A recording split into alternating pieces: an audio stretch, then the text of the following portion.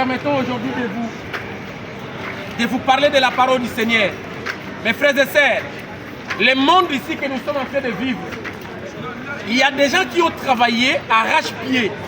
Les métros ici que vous et moi, nous sommes en train de prendre aujourd'hui, ce sont nos arrière-grands-pères qui ont travaillé.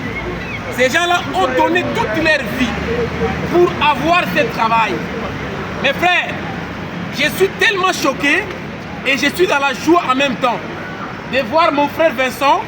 Il a vu ces pamphlets. La vie après la mort. La vie après la mort. Et lui, directement, il s'est arrêté.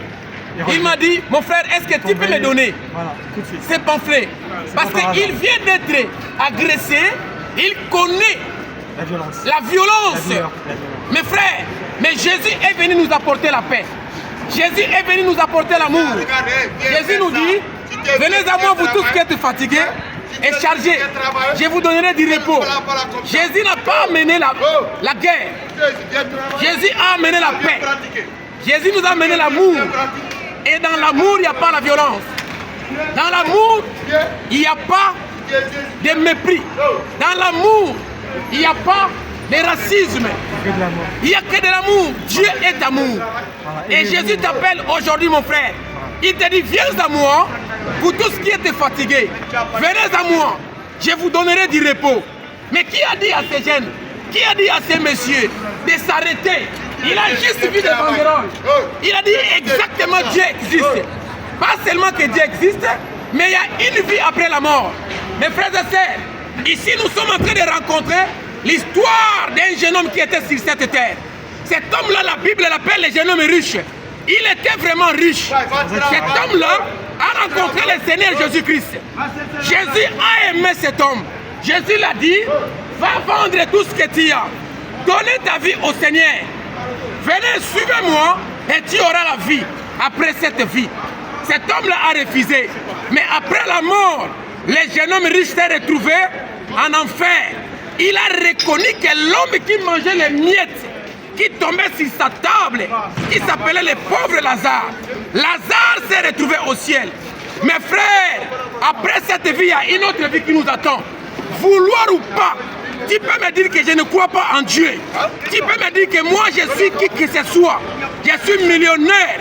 Mais la terre ici a englouti des centaines et des centaines de millionnaires plus que toi.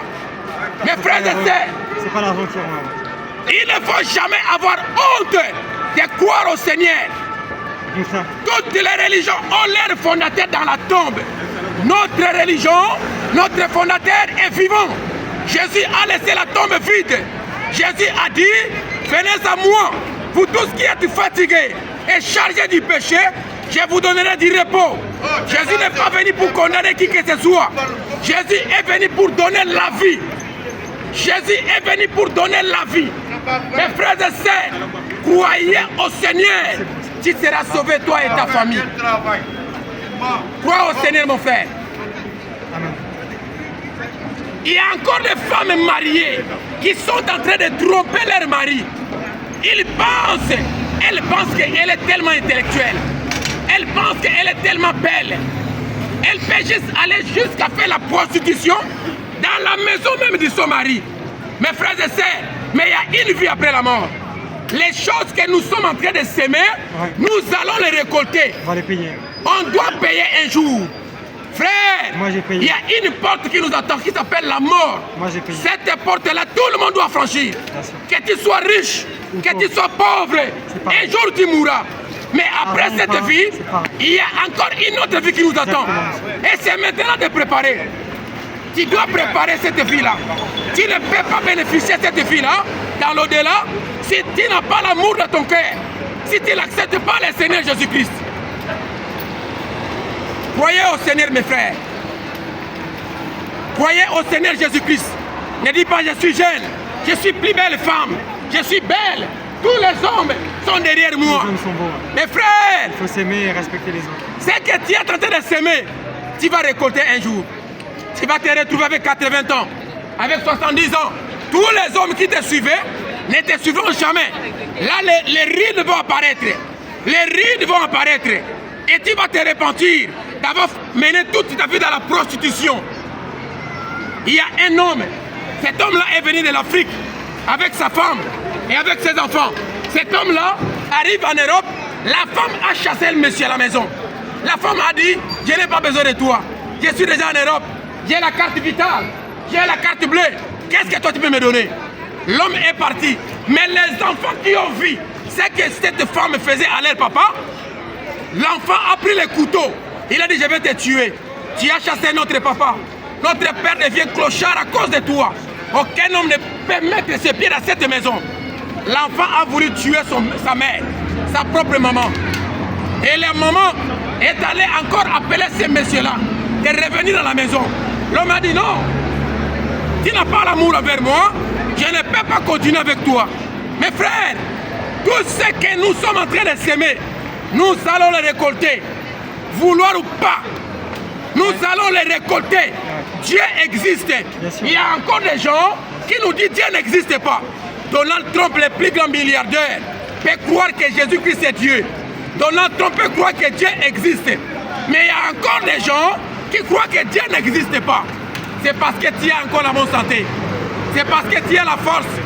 Tu peux te mettre debout le matin pour aller faire la prostitution. C'est là où tu penses que Dieu n'existe pas. Mais quand le cancer va ronger ton corps, quand toutes les maladies vont frapper dans ton corps, c'est là où tu vas te rendre compte que réellement Dieu existe. Même les médecins croient que Dieu existe, mais les patients ne croient pas que Dieu existe. Mes frères, Dieu est réel.